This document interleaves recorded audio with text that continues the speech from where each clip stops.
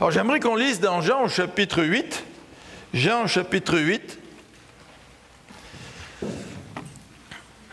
Un texte que nous avons lu il y a 3 semaines, lorsque nous avons fait l'introduction à notre série. Moi, je suis.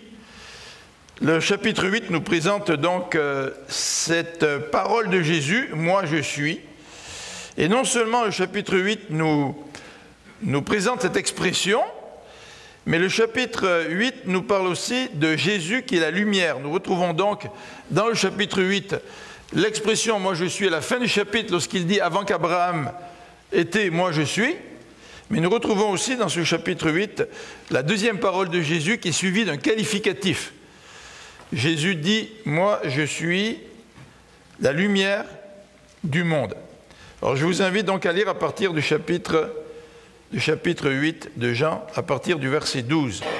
Jean, chapitre 8, verset 12. Jésus parla de nouveau en public. « Je suis la lumière du monde, dit-il. Celui qui me suit ne marchera pas dans les ténèbres. Il aura la lumière de la vie. » Là-dessus, les pharisiens lui répondirent « Tu te rends témoignage à toi-même, ton témoignage n'est pas vrai. » Jésus leur répondit « Oui, je me rends témoignage à moi-même, mais mon témoignage est vrai, car je sais d'où je suis venu et où je vais. Quant à vous, vous ne savez pas d'où je viens ni où je vais. Vous jugez selon des critères purement humains, moi je ne juge personne. Et à supposer que je porte un jugement, ce jugement est vrai.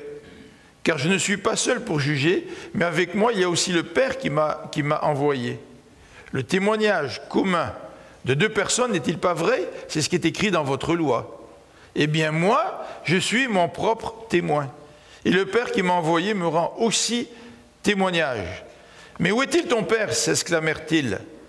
Vous ne connaissez ni moi ni mon Père, répliqua Jésus. Si vous m'aviez connu, vous connaîtriez aussi mon Père. Jésus parla ainsi pendant qu'il enseignait dans la cour du temple, près des troncs à offrande. Et personne n'essaya de l'arrêter, parce que son heure n'était pas encore venue. Alors comme David vous l'a mentionné tout à l'heure, on est dans le deuxième « Je suis ». Et si vous regardez à l'écran, vous allez voir qu'on a déjà regardé dimanche dernier la première parole de Jésus, « Je suis le pain de vie ». Aujourd'hui, nous sommes rendus à la deuxième parole, deuxième « Je suis la lumière du monde ». Et la semaine prochaine, ça va être « Je suis la porte ». On va regarder un petit peu cette expression très intéressante. Et à chaque fois, on regardera le contexte, on regarde aussi ce que ces expressions veulent dire dans l'esprit des Juifs qui écoutent Jésus. Parce que les Juifs qui écoutent Jésus avaient tout un arrière-plan. Ils avaient un arrière-plan tiré de l'Ancien Testament. Et de remettre ça dans l'arrière-plan des Juifs, ça nous permet aussi de mieux comprendre l'impact des paroles de Jésus et comment ces destinataires, ces gens qui écoutaient Jésus, ont-ils bien pu comprendre ce que Jésus était en train de leur dire. Alors, le 5e dimanche, nous verrons « Je suis la résurrection et la vie ». Le 6e, « Le chemin, la vérité et la vie ». Et le 7e, « Je suis la vigne ». Alors, je vous invite, avant de débuter cette prédication, de prier ensemble pour demander au Seigneur qu'il puisse nous éclairer. Prions ensemble. Seigneur Jésus, tu as dit « Je suis la lumière du monde ». Et Seigneur, ce matin, nous aimerions mieux comprendre ce que cela signifie. Mais pas seulement pour enrichir notre compréhension intellectuelle, mais aussi pour mieux pouvoir vivre comme disciples de Christ. Car ta parole nous dit que nous sommes le temple du Saint-Esprit, tu habites en nous, Seigneur Jésus, et nous avons reçu ta lumière. Et par conséquent, nous aimerions aussi briller autour de nous. Nous aimerions que toi, Seigneur, tu puisses briller au travers de nous. Et ce matin, nous aimerions te demander, Seigneur, de nous montrer de quelle façon nous pourrions briller encore davantage pour toi. Tu dis dans ta parole que ça ne sert à rien de garder une lumière sous un boisseau. Tu veux que notre lumière puisse briller. Et notre lumière, c'est toi qui vis en nous. Ce matin, Seigneur, montre-nous comment nous pourrions briller encore davantage pour toi. Au nom de Jésus, nous te le demandons, notre Dieu. Amen. Alors, comme nous l'avons mentionné tout à l'heure, ce qui est intéressant, c'est de regarder un petit peu le contexte de ce passage. Et je vous invite à regarder le contexte sous trois éléments. Premièrement, c'est le contexte immédiat de Jean chapitre 8. Ensuite, c'est le thème de la lumière dans l'Ancien Testament. Et j'aimerais, en dernier lieu, que nous puissions regarder le contexte de la lumière. Enfin, on ne peut pas tout regarder en détail, mais dans les prophètes. Parce que les prophètes parlent aussi de ce thème-là de la lumière. Donc, premier aspect, c'est le contexte immédiat. Deuxième aspect, c'est le contexte de la lumière dans l'Ancien Testament. Et d'une manière plus précise, on terminera cette section en regardant le contexte de la lumière chez les prophètes. Jésus dit « Je suis la lumière ». À quoi cela pouvait-il bien faire référence dans la tête de ceux qui ont entendu ces paroles à l'occasion de cette fête à Jérusalem? Alors regardons tout d'abord le contexte du passage. Le verset 20, dans le texte que nous venons de lire, nous précise que Jésus se trouve dans le temple et qu'il est en train d'enseigner. Et il enseignait dans la cour du temple, près des troncs à offrande. Vous savez que dans le temple, il y avait un endroit où se trouvaient des récipients avec des indications sur chacun d'entre eux pour les dons volontaires. Et le peuple venait dans le temple et il décidait de faire des offrandes et il mettait de l'argent dans le tronc. Et c'est là que Jésus a vu aussi une veuve qui a mis, selon ses paroles, de son nécessaire dans la boîte du temple. Et Jésus l'a pris en exemple vis-à-vis des leaders religieux. Cette femme qui a mis de son nécessaire. Cette femme qui n'a pas donné de son surplus, mais elle a donné de son nécessaire. Alors il se trouvait dans ce lieu-là, et pas très loin de l'endroit où se trouvaient les Sadducéens. Donc Jésus savait qu'un enseignant de cette place-là, les Sadducéens, pouvaient très bien écouter ce qu'il était en train de dire. Et Jésus donc enseignait dans le temple, mais il enseignait durant la fête des tabernacles. Et la fête des tabernacles, c'est la fête des tentes. Et à l'occasion de cette fête, il y avait dans le temple beaucoup de lumière. C'était la fête de la lumière. En fait, dans Jean, au chapitre 7 et au verset 8, si vous regardez le verset 8, il nous est dit que Jésus encourage ses disciples à aller à Jérusalem à la fête. Regardez Jean 7, verset 8. « Vous donc, allez à la fête, pour ma part, je n'y vais pas encore, car le moment n'est pas encore venu pour moi. » Donc, est-ce que Jésus faisait allusion à sa possible arrestation? Peut-être. Mais toujours est-il, au verset 10, Jésus décide lui-même de les rejoindre. Regardez au verset 10. « Cependant, quand ses frères furent partis pour la fête, il s'y rendit lui aussi, mais secrètement, sans se montrer. » Donc Jésus se retrouve aussi au temple à l'occasion de cette fête. Et la fin du verset 20, le texte que nous venons de lire, nous précise qu'après son enseignement, personne n'a pu l'arrêter. Personne n'essaya de l'arrêter parce que son heure n'était pas encore venue. Ce n'était pas l'envie qui manquait. Les leaders religieux avaient déjà envie de se débarrasser de Jésus, mais le texte nous dit que malgré son enseignement, malgré le fait qu'il ait dit « Je suis la lumière du monde », avec toute la signification que cela implique, eh bien, les leaders juifs n'ont pas encore pu l'arrêter. Alors voilà un petit peu le contexte de ce passage. Si vous remarquez notre petite photo que j'ai mise ici, c'est une représentation du temple lors de la fête des tabernacles avec toutes les lumières qui illuminaient le temple. Et ce contexte était d'autant plus frappant que certains commentateurs nous disent que le reflet de ces lumières se retrouvait partout dans la ville de Jérusalem. Donc contexte assez intéressant quand Jésus nous dit qu'il est, lui, la lumière du monde. Vous vous rappelez, Jésus, dans l'évangile ou dans les évangiles, heurte la pensée et les valeurs de tous ses contemporains. On a parlé des zélotes qui voulaient prendre les armes pour libérer le peuple et pour provoquer la venue du Messie. Je ne sais pas du tout ce que Jésus a fait. Vous vous rappelez, on a parlé des pharisiens, les pharisiens qui étaient des grands observateurs de la loi, et Jésus dit, si vous voulez aller au ciel, il faut que votre justice soit plus grande que celle des pharisiens. Et Jésus dit, vous devez venir à moi, venez à moi. Et il est en train de démolir les valeurs des pharisiens, qui eux disaient, il faut que vous obéissez à la loi, il faut que vous accomplissiez la loi. Jésus va plus loin. Jésus dit, vous avez entendu dire, et moi je vous dis. Jésus est en train de dire, la loi c'est important, oui, mais moi je suis plus important que la loi. Donc Jésus va à l'encontre de toutes les croyances de ses contemporains. Il y avait même des Esséniens qui vivaient à l'écart de la société en disant, pour favoriser la venue du Messie, il faut se retirer même de nos frères juifs, les Sadducéens, les pharisiens qui ne sont même pas fidèles. Nous on est les purs, puis nous on va attendre la venue du Messie. Jésus ne s'est pas retiré. Jésus a vécu au sein de la société. Et vous vous rappelez ces Sadducéens qui entretenaient le temple. Bien, Jésus a accordé aucune importance au temple dans son ministère. En fait, il n'a même pas commencé son ministère au temple. De temps en temps, il va au temple pour enseigner. Mais en fait, Jésus ne parle pas vraiment du temple, il ne parle pas des sacrifices, il ne parle pas de l'importance d'aller au temple. Et même Jésus est en train de dire, à l'occasion de la fête des tabernacles, c'est bien beau le temple, vous êtes là, mais moi, je suis plus grand que le temple parce que je suis la lumière du monde. Et même si vous voyez ce temple extrêmement bien illuminé, c'est pas ça le centre.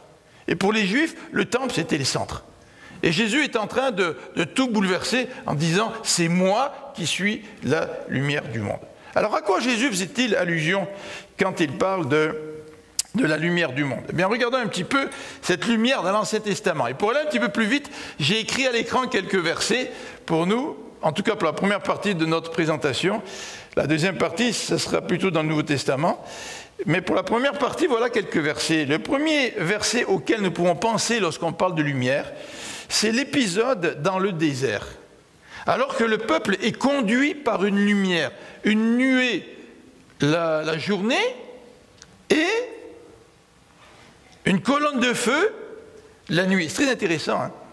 Très intéressant, on va voir pourquoi. Exode 13. L'Éternel marchait à leur tête, le jour dans une colonne de nuée, pour leur montrer le chemin, et la nuit dans une colonne de feu pour les éclairer, afin qu'ils puissent marcher de jour et de nuit.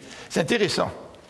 Parce que le Seigneur veut nous éclairer, pas juste à certains moments de notre vie. Vous savez, là, quand on se demande quel travail on aimerait bien avoir, quelle personne on devrait bien épouser, ou je ne sais pas, moi, à quel endroit placer notre argent pour la retraite à la bourse, ça nous intéresse. Hein. Puis on aimerait bien que le Seigneur soit de notre côté. On aimerait bien que le Seigneur nous éclaire et qu'il nous dirige. Mais le Seigneur, il avait pourvu pour ce peuple d'Israël cette nuée pendant le jour, mais aussi pendant la nuit. Le Seigneur veut continuellement être la lumière pour nous. Nous ne devons pas nous raccrocher à Dieu simplement dans certaines situations de notre vie pour obtenir sa direction, mais le Seigneur veut que nous nous tournions vers lui à tout moment, pour toutes les décisions de notre vie. Même quand j'ai envie de changer ma voiture. Ça vous est arrivé de faire des achats compulsifs? Hein? Il vaut mieux faire des achats compulsifs qui coûtent moins cher qu'une voiture. Mais est-ce que ça vous est arrivé de penser que Dieu aurait peut-être un mot à dire concernant vos plans financiers et que peut-être ça serait une bonne idée de se tourner vers Dieu, qui est notre lumière, en tout cas vers le Seigneur Jésus, pour savoir qu'est-ce que lui veut dans notre vie, même pour des raisons financières. Vous savez, le Seigneur, il peut aider de toutes sortes de manières. Hein? Et parfois, le Seigneur nous donne beaucoup plus que ce qu'on pense. Et le Seigneur déjà répond à notre prière avant même que nous, on ait fait notre prière vers lui. Et pourquoi ne pas nous tourner vers Dieu dans les décisions courantes de notre quotidien, de notre journée? La Bible nous dit, Jésus dit, « Je suis la lumière du monde ». En tout cas, Dieu voulait que son peuple, nuit et jour, c'est-à-dire constamment, son peuple puisse être guidé par lui, lui qui est la lumière.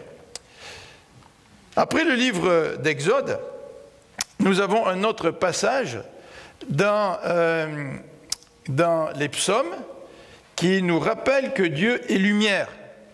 Et le peuple d'Israël chantait cette réalité-là. Vous savez, quand on loue le Seigneur, on chante. On chante quoi? On chante des vérités. Regardez le psaume 27. Et les psaumes étaient des chants que le peuple chantait pour adorer le Seigneur. Et le psaume 27, c'est un psaume de foi, de confiance, débute en disant « L'Éternel est ma lumière et mon salut. De qui aurais-je crainte? L'Éternel est le soutien de ma vie. De qui aurais-je peur ?» Et dans le contexte, David nous parle dans les versets 2 et 3 de bataille, d'ennemis. Vous savez, quand les armées avancent, là, puis que le sol tremble, hein, David est capable de dire « Je n'ai aucune crainte, aucune peur, parce que l'Éternel est ma lumière. » Est-ce que vous avez peur? Ça vous arrive d'avoir peur? Peur du lendemain, peur de ne pas avoir assez d'argent, peur d'être malade, peut-être même peur de mourir. Mais dans l'Ancien Testament, déjà, le peuple savait que lorsque Dieu affirmait qu'il était la lumière de quelqu'un, cela signifiait que tu pouvais te reposer en lui et que cela pouvait calmer même toutes tes craintes les plus profondes. Quelle belle parole de se rappeler que l'Éternel, Dieu, est notre lumière et notre salut, comme dit le psalmiste. Alors, un autre verset de l'Ancien Testament, pour nous mettre un petit peu dans le contexte, et on fait juste une petite sélection ce matin, c'est que la parole de Dieu, elle est lumière. La parole de Dieu est lumière. Psaume 119, vous le connaissez, « Ta parole est une lampe à mes pieds et une lumière sur mon sentier. » Ça m'est arrivé à l'automne de fermer ma piscine assez tard. Ma femme, elle s'inquiète toujours que ça gèle et puis que tous les tuyaux soient pris là, dans la glace, tu sais. Et j'attends toujours assez tard pour garder mon eau la plus claire possible, tu sais. Et j'ai un petit moteur, donc quand je vide ma piscine, ça prend du temps, tu sais, pour la descendre au bon niveau. Et ça m'est arrivé à plusieurs reprises que je sois obligé de sortir le soir. En automne, la nuit tombe assez vite, avec une lampe de poche pour aller voir le niveau de ma piscine, puis décider d'arrêter le moteur juste au bon niveau. Et essayer de marcher la nuit, hein, en utilisant sporadiquement une lumière. Imaginez-vous, vous promenez en montagne, et sporadiquement vous éclairez le sentier. Qu'est-ce qui va arriver? Vous risquez de tomber, vous risquez de glisser, vous risquez de vous blesser, de vous fouler une cheville. Et si vous marchez dans des endroits beaucoup plus escarpés, bien vous risquez de tomber peut-être.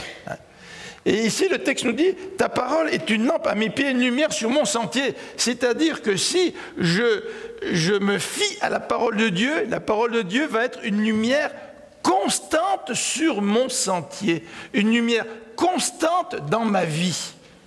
Est-ce que la parole de Dieu est une lumière constante dans votre vie? Ou est-ce que vous utilisez la parole quand vous avez des grosses décisions à prendre? Ou est-ce que vous utilisez cette lumière comme vous utilisiez une lampe de poche la nuit? C'est-à-dire vous sortez, vous allumez et vous éteignez la lumière que quand vous rentrez de nouveau dans la maison. Voilà ce que nous dit l'Ancien Testament. Le contexte général de l'Ancien Testament.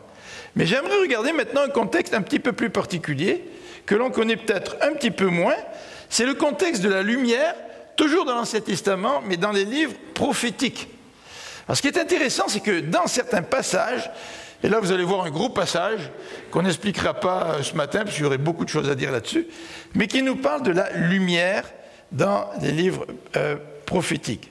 La révélation de Dieu est une lumière. C'est-à-dire, quand vous priez, que vous demandez à Dieu qui vous révèle sa volonté, qui vous guide, qui réponde à votre prière, lorsque Dieu agit dans votre vie et qu'il répond, c'est de la lumière qui vient de Dieu. Et c'est ce que ce verset dans Ézéchiel nous dit au verset 1er. Alors, vous avez ensuite le fait que dans les livres prophétiques, on parle aussi du serviteur du Seigneur qui est la lumière des nations. Et il y a des passages aussi qui nous parlent de la lumière eschatologique. Alors, on va regarder ça un petit peu ensemble maintenant. La révélation de Dieu et lumière. Alors, si c'est le cas, pourquoi m'en priver, hein? Si je veux marcher dans la lumière, pourquoi me priver de la révélation de Dieu? Pourquoi me priver de la prière? Pourquoi me priver de ce processus qui m'amène à découvrir la volonté de Dieu pour ma vie? Je regardais et voici, il vint du septentrion un vent impétueux, une grosse nuée et une gerbe de feu qui répandait de tous côtés une lumière éclatante au centre de laquelle il brillait comme de l'airain poli sortant du milieu de feu. Alors on a une révélation de Dieu dans ces versets-là qui est comparée à la lumière, une lumière éclatante.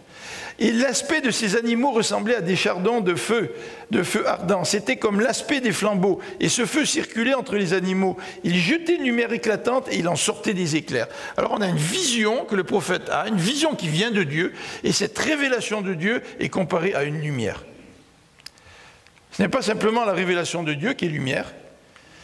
Mais oui, on a encore un texte d'Ézéchiel au chapitre 1, toujours versets 26 et 27. On va lire ça encore une fois ensemble. Au-dessus du ciel qui était sur leur tête, il y avait quelque chose de semblable à une pierre de saphir en forme de trône. Regardez un petit peu, hein, la description, c'est une description, c'est plus que de la lumière. Hein. Ça brille de partout. Hein. Et sur cette forme de trône apparaissait comme une figure d'homme placée en dessus en haut. Je vis encore comme de l'airain poli, comme du feu, au-dedans duquel était cet homme et qui rayonnait tout autour. Depuis la forme de ses reins jusqu'en haut et depuis la forme de ses reins jusqu'en bas, je vis comme du feu et comme une lumière éclatante dont il était environné. Tel l'aspect de l'arc qui est dans la nue à un jour de pluie. Ainsi était l'aspect de cette lumière éclatante qui l'entourait. C'était une image de la gloire de l'Éternel. Alors, la description est marquante, hein? Plein de lumière partout, et c'est juste une image de la gloire de l'Éternel. Alors imaginez-vous, à quoi peut ressembler l'Éternel? À quel éclat pourrait exprimer la grandeur et la sainteté de Dieu? Dieu est lumière dans l'Ancien Testament. Et quand il se révèle, Dieu révèle sa lumière. Deuxième élément dans les prophètes que j'ai retenu ce matin pour nous, ça va marcher? Alors, voilà. Le serviteur du Seigneur est lumière des nations. Et on a un texte dans le prophète Ésaïe qui nous parle de cela. Décidément. Voilà. Ésaïe 49, verset 6. Il dit aussi, alors c'est Dieu qui parle de son serviteur. Vous savez que dans le livre d'Ésaïe, nous avons plusieurs chapitres qui nous décrivent le serviteur de Dieu par excellence. Et le dernier passage qui nous parle du serviteur de Dieu par excellence, c'est Ésaïe 53. Vous vous rappelez, le serviteur souffrant. Alors, il y a plusieurs passages qui nous décrivent le serviteur de Dieu par excellence. Et le passage du chapitre 49 en est un.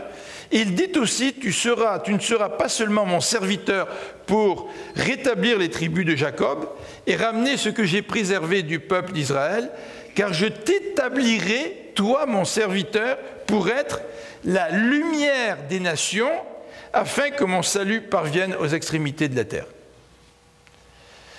Je ne sais pas si vous avez eu cette expérience-là, mais quand je me suis converti, j'avais 15 ans, j'avais été élevé dans une famille chrétienne, et d'un seul coup, c'est comme si je voyais. Et ça, c'était vraiment la lumière du salut. Parce que le Seigneur me sauve, et d'un seul coup, je me mets à comprendre tout ce que mes parents m'avaient enseigné, tout ce que j'avais appris à l'église. C'est comme si mes yeux s'étaient ouverts, et c'est comme si la lumière de Dieu m'avait éclairé. Vous savez, cette expérience-là du salut et de la réception de la lumière, Jean dit, la lumière est venue, et les ténèbres ne l'ont pas reçue, mais à tous ceux qui l'ont reçue. Hein. Quand on reçoit la lumière de Dieu, cette lumière, c'est une lumière qui éclaire, une lumière qui nous fait comprendre. Et peut-être que ce matin, nous avons besoin de faire cette prière à Dieu. Seigneur, éclaire ma vie pour que je puisse comprendre. Dans notre vie, nous avons tous des spots, des angles morts. Vous savez, quand on conduit, on a des angles morts. Hein? Puis si vous ne regardez pas vos angles morts, qu'est-ce qui peut arriver? Un accident. Et pourtant, vous voyez très bien à travers votre pare-brise. Là. Vous avez une vision là, qui est sur un angle pas mal large. Puis si vous regardez dans votre rétroviseur, vous avez aussi un angle assez large pour bien y voir. Mais il se peut qu'un tout petit angle, qu'on appelle l'angle mort, si vous ne le voyez pas, ça peut provoquer un accident. Et se pourrait-il que dans nos vies, nous ayons plusieurs angles morts qui font que si la lumière de Dieu ne pénètre pas dans ces angles morts, nous risquons l'accident spirituel. Se pourrait-il que nous ayons encore besoin aujourd'hui de la révélation de Dieu pour qu'il éclaire nos angles morts et qu'il puisse continuer à nous changer par sa grâce, afin que cette même grâce puisse rentrer de plus en plus en profondeur dans notre vie? Est-ce que nous avons besoin de cela? Ou est-ce que nous sommes trop aveuglés pour même voir que nous avons des angles morts? Troisième élément, dans les prophètes, c'est cette période eschatologique. Vous savez, dans les prophètes, on nous parle des derniers jours. Et dans les prophètes, l'expression « dernier jour » a deux sens. L'expression « dernier jour » fait référence à la venue du Messie. La venue du Messie va arriver dans les derniers jours. Et le Messie va être celui qui va accomplir les prophéties concernant les derniers jours. Mais vous savez aussi que le Messie va revenir. Il est parti maintenant, il est monté auprès du ciel, mais il va revenir. Donc les derniers jours, en quelque sorte, ça a deux portées. La première portée touche la venue du Messie, et la deuxième portée touche le retour de Christ lorsqu'il va revenir et va nous prendre avec lui. Alors regardons premièrement cette première portée. Ce ne sera plus le soleil qui te servira de lumière pendant le jour, ni la lune qui t'éclairera de sa lueur, mais l'Éternel sera ta lumière à toujours. Vous vous rendez compte? Plus de factures d'Hydro-Québec. Et cette lumière-là, elle ne flanchera pas. Il n'y aura pas des... comment on dit ça, des relais qui vont sauter, qui vont provoquer des pannes. Ici, le texte nous dit que l'Éternel sera ta lumière à toujours, ton Dieu sera ta gloire. Vous savez ce que ça veut dire que Dieu est ma gloire? Et quand Dieu est ma gloire, là, ça me remplit tellement que le reste pâlit à côté. Les choses du monde pâlissent à côté de la lumière de Dieu, de la gloire de Dieu. Ton soleil ne se couchera pas, dit le verset 20. Ta lune ne s'obscurcira pas, car l'Éternel sera ta lumière à toujours, et les jours de ton deuil seront passés. Est-ce que l'Éternel est vraiment notre lumière? Jésus l'a dit, je suis la lumière du monde. Et nous prétendons avoir reçu Jésus dans notre vie. Donc si nous prétendons avoir reçu Jésus dans notre vie, c'est lui maintenant qui est notre lumière. C'est lui qui nous éclaire. Et l'Apocalypse va plus loin. L'Apocalypse nous parle du retour de Jésus. La ville n'aura besoin ni du soleil ni de la lune pour l'éclairer, car la gloire de Dieu l'éclaire et l'agneau et son flambeau. Les nations marcheront à sa lumière et les rois de la terre y apporteront leur gloire. Vous savez, quand on va être en présence de Dieu, quand on va se lever, il n'y aura pas la tristesse d'un jour de pluie. Il y aura la lumière du Seigneur. Et cette lumière qui va essuyer toute larme de nos yeux, cette lumière qui va ôter tout péché de notre cœur, la lumière de Dieu, la gloire de Dieu va nous éclairer. Est-ce que nous vivons dans l'attente de ce moment-là? Et est-ce que nous vivons, en attendant ce moment, en essayant de refléter toujours davantage la lumière de Christ dans notre propre vie?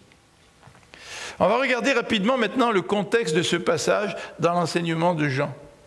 Et je vous invite là à prendre vos Bibles, ça va être plus facile à chercher dans nos Bibles.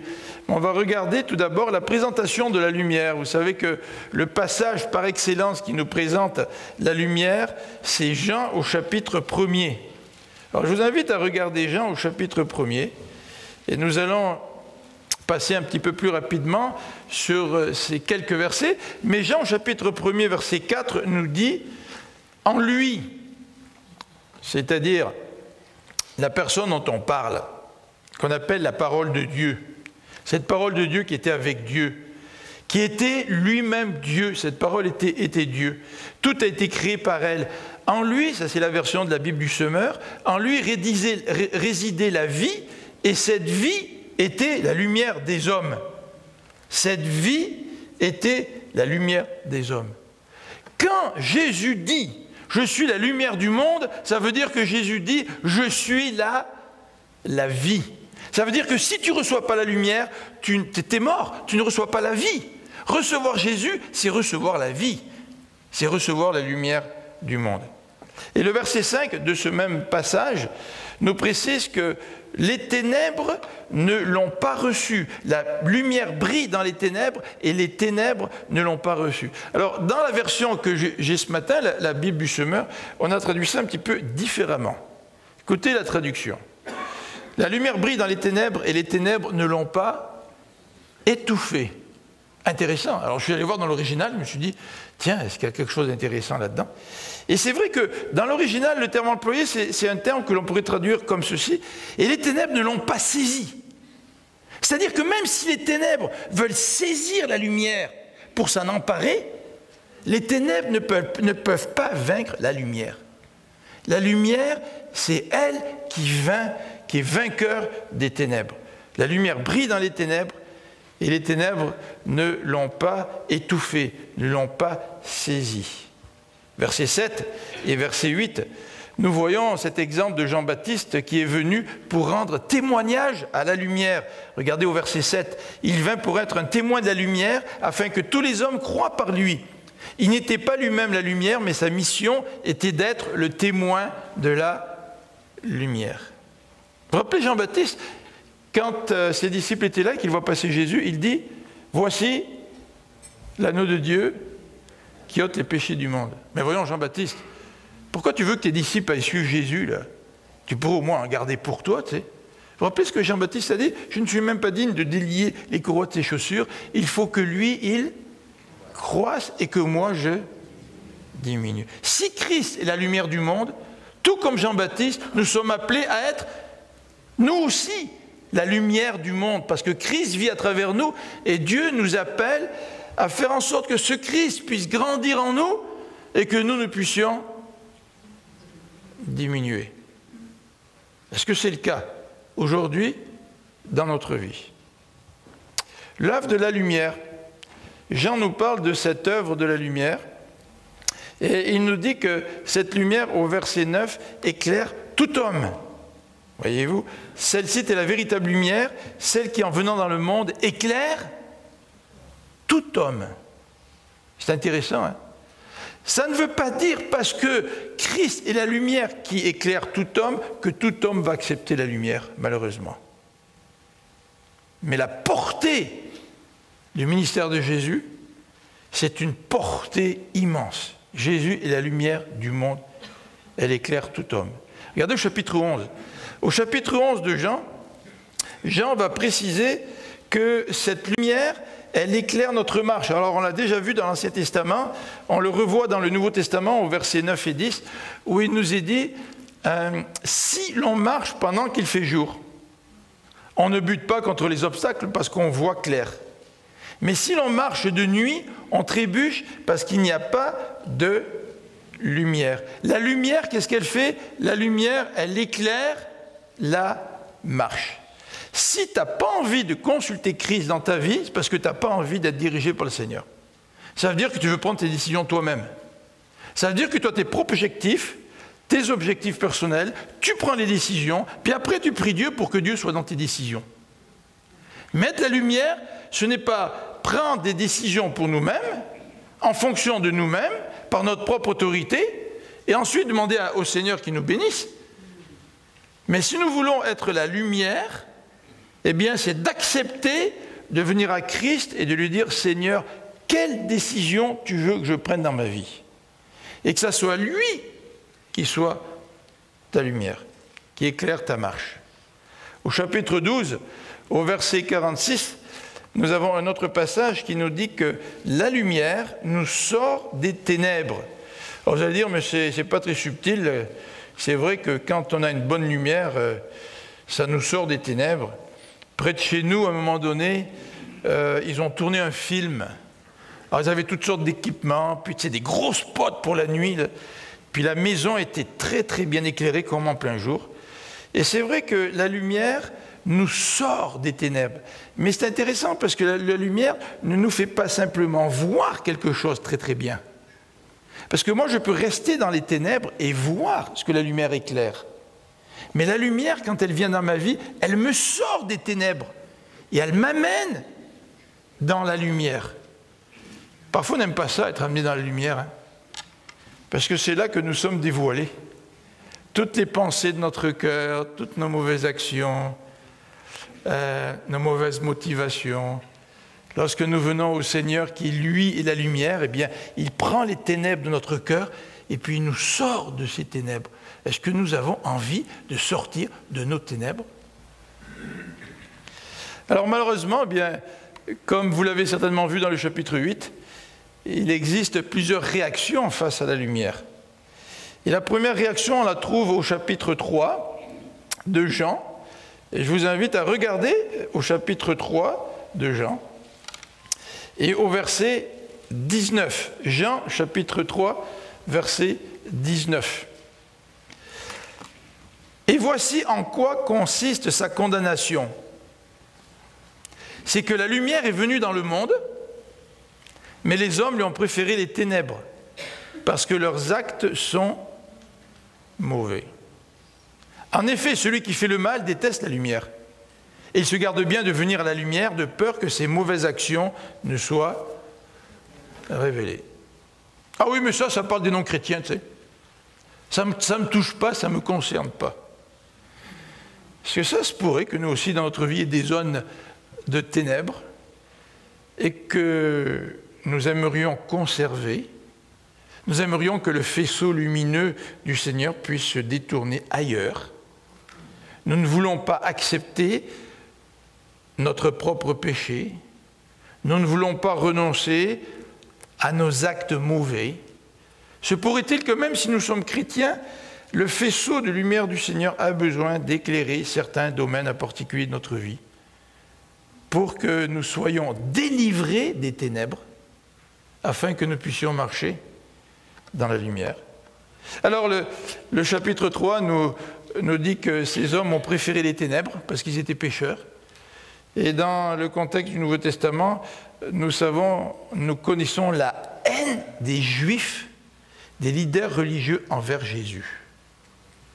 Se pourrait-il que parfois, ce rejet que nous avons dans notre cœur, à ce que le Seigneur vienne illuminer certains domaines de notre vie, est-ce que ça pourrait correspondre un peu, non seulement à un rejet, mais peut-être à une haine vis-à-vis du Seigneur? Nous qui sommes chrétiens, nous ne voulons pas que le Seigneur illumine certains domaines de notre vie. Regardez au chapitre 3, toujours au verset 21, le verset 21 nous dit « Mais celui qui a une conduite conforme à la vérité vient à la lumière, pour qu'on voit clairement tout ce qu'il fait.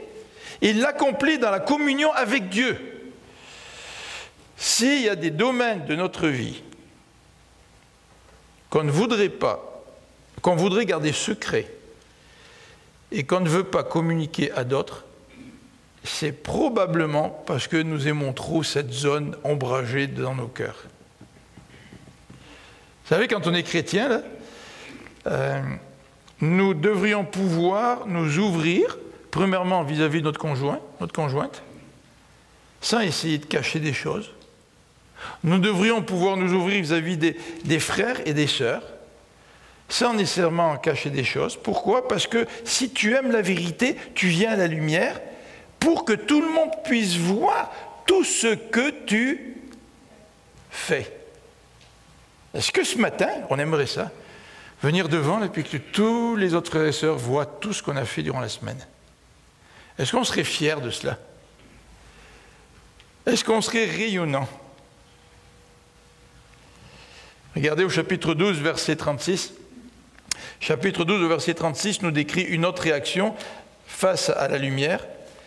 Le chapitre 12 nous dit et nous encourage à répondre à Jésus par la foi.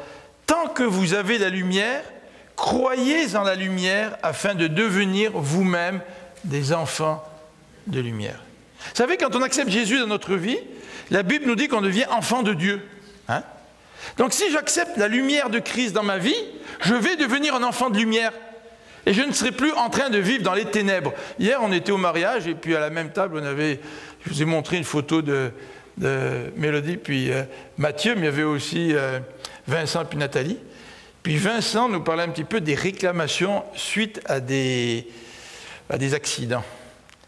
Et il nous a donné l'exemple d'un gars qui a dérapé sur le verglas, puis qui a embouti sa voiture et qui a essayé de frauder. Alors il a fait de fausses déclarations. Et quand il a été confondu, eh bien l'assurance n'a pas voulu payer plusieurs milliers de dollars de réclamation. Quand il a été confondu parce qu'il tentait de faire de la fraude, l'assurance n'a plus voulu l'assurer. Donc il a fallu qu'il trouve une autre assurance qui allait assumer le risque en lui demandant de payer 4 ou 5 fois les primes habituelles. Alors Vincent nous a dit ceci, si le gars nous avait simplement dit qu'il avait dérapé sur le verglas, eh bien il aurait eu à payer la franchise, et l'assurance est là pour payer des accidents, et l'assurance aurait tout remboursé. Ça ne paie pas de vouloir rester dans les ténèbres, ça ne paie pas. Et Jésus nous dit ici, croyez en la lumière afin de devenir vous-même des enfants de lumière. Si vous êtes enfants de lumière, vous allez vous comporter et marcher dans la lumière, nous dit Jésus. Dernier élément que j'aimerais vous présenter ce matin, c'est l'affirmation de Jésus et puis les conséquences. Regardez ce que dit Jésus. Moi, je suis la lumière du monde. Et il nous dit au verset, donc toujours au chapitre 8, si vous revenez maintenant au chapitre 8, au verset 12, Jean nous dit dans son texte, Jésus parla de nouveau en public. Et là, quand on dit de nouveau, c'est qu'il y a un lien avec le chapitre 7. Le chapitre 7, versets 33 et 52, et en particulier versets 37 à 38, Jésus dit qu'il faut boire à son eau parce que ça va nous désaltérer, on n'aura plus jamais soif. Mais Jésus a commencé déjà un enseignement durant la fête des tabernacles. Il est dans le temple là, il ne va pas très souvent dans le temple, mais là il est là. Et il continue la suite de son enseignement à partir du verset 12. Donc il y a un lien. Et là Jésus est en train de faire une affirmation absolue. Jésus ne dit pas « je suis une lumière qui brille dans le monde ». Il nous dit « je suis la lumière du monde ».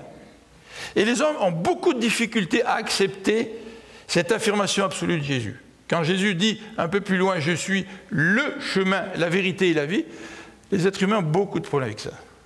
Pourquoi est-ce que je ne pourrais pas aller au ciel par notre chemin? Pourquoi est-ce que je ne pourrais pas aller au ciel par mes bonnes œuvres? Pourquoi lui et pas un autre? Après tout, toutes les religions sont les mêmes.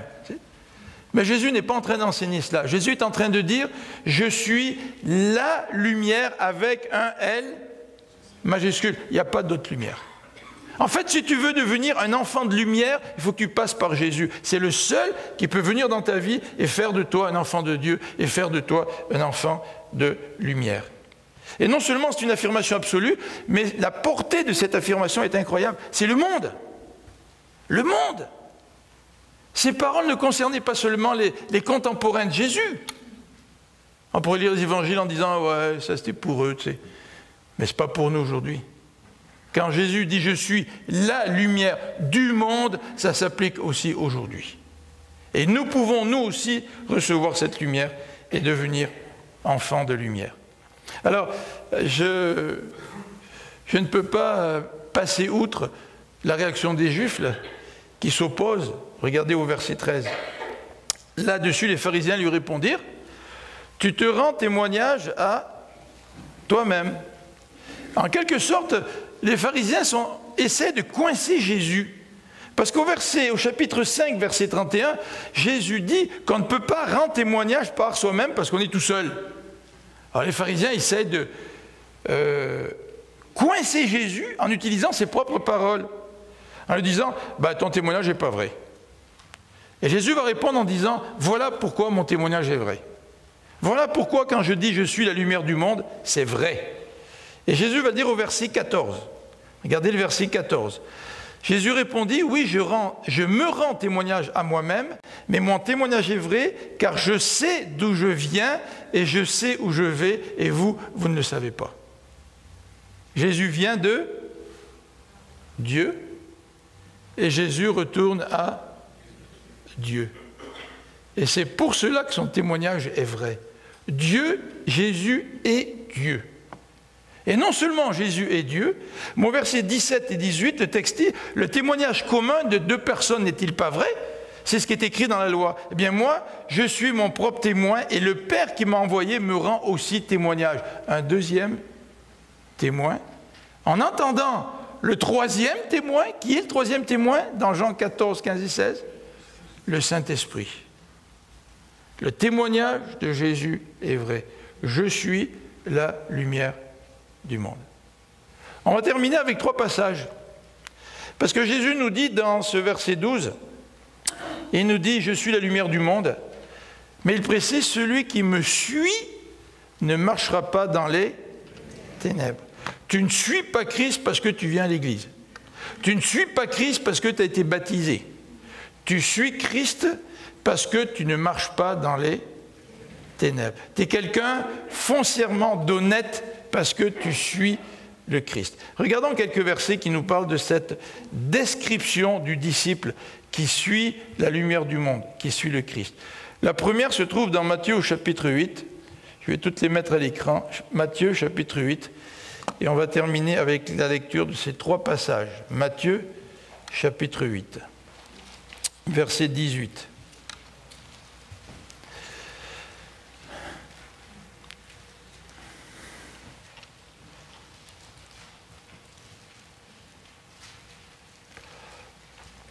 En fait, il passe de l'autre côté du lac, puis au verset 19, un spécialiste de la loi s'approche et lui dit « Maître, je te suivrai partout où tu iras. » Il y a peut-être des gens parmi nous aujourd'hui qui sont intéressés à suivre le Seigneur partout où il ira. C'est intéressant, parce que les caméras sont là pour suivre Jésus. Ah, il fait la multiplication des pains, Jésus guérit des démoniaques, c'est extraordinaire ça. Et Jésus lui répondit « Les renards ont des tanières et les oiseaux du ciel des nids. Mais le Fils de l'homme n'a pas d'endroit où reposer sa tête. » Seigneur, lui dit un autre qui était un de ses disciples, « Permets-moi d'abord d'aller enterrer mon Père. » Jésus lui répondit, « Suis-moi et laisse à ceux qui sont morts le soin d'enterrer les morts. » On n'enterrait pas quelqu'un en 2-3 heures là, au cours d'une cérémonie. Hein. Ça pouvait durer des journées. Hein. Quand Jésus dit « Laisse à ceux qui sont morts le soin d'enterrer leurs morts », Jésus est en train de dire... il n'est pas en train de lui dire, écoute, là, c'est pas important que tu enterres tes parents ou tes amis, tu sais. Non, non, c'est pas ça. À un moment donné, Jésus est en train de dire, elle est où ta priorité, là? Quelles sont tes excuses pour éviter de me suivre? Deuxième passage, c'est dans Luc 18. Luc 18, au verset 18. Luc 18, verset 18 à 27. Vous connaissez le passage? « Bon maître, que dois-je faire pour obtenir la vie éternelle ?» Alors Jésus lui dit, tu connais les commandements. Et au verset 21, le jeune homme répond, je les ai appliqués depuis ma jeunesse. Et Jésus lui dit, il te reste encore une chose à faire, vends tout ce que tu possèdes, distribue le produit de la vente aux pauvres, et tu auras un trésor au ciel, puis viens et suis-moi. On l'a toujours dit, hein, ce n'est pas la richesse en soi qui est un obstacle. C'est lorsque notre cœur est attaché à la richesse que c'est un obstacle.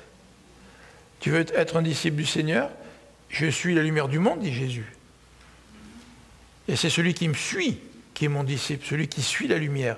C'est celui qui laisse de côté tout ce qui fait un obstacle à la vraie vie de disciple. Regardez ce que dit le verset 23. Quand l'autre attendit cela, il fut profondément attristé, car il était très riche. En le voyant ainsi abattu, Jésus dit qu'il est difficile à ceux qui ont des richesses d'entrer dans le royaume de Dieu. Il est plus facile à un chameau de passer par le trou d'une aiguille qu'à un riche d'entrer dans le royaume de Dieu. Là, nous avons peut-être l'explication de pourquoi c'est difficile l'évangile au Québec. Bon, c'est peut-être pas la seule, hein, mais peut-être une explication. Est-ce que ça se peut qu'on est trop riche? Qu'on soit trop riche? Et qu'on s'appuie trop, que nos contemporains s'appuient trop sur tous leurs biens et qu'ils ne ressentent pas vraiment le besoin du Seigneur dans leur vie? La Bible nous dit que si nous voulons prier pour des inconvertis, prions pour que le Seigneur leur fasse prendre conscience de leurs besoins. Et qu'ayant pris conscience de leurs besoins, ils puissent se tourner vers lui. Dernier passage dans Luc au chapitre 9. Luc au chapitre 9, au verset 23. Luc chapitre 9, verset 23. « Si quelqu'un veut me suivre, qu'il renonce à lui-même, qu'il se charge chaque jour de sa croix et qu'il me suive. En effet, celui qui est préoccupé de sauver sa vie la perdra, mais celui qui perdra sa vie pour moi la sauvera. Savons-nous pourquoi nous vivons dans les ténèbres? C'est parce que nous sommes préoccupés à conserver notre propre vie. Et à partir du moment où je donne toute ma vie au Seigneur, même s'il me faut la perdre, Jésus dit, tu vas la trouver, tu vas la retrouver.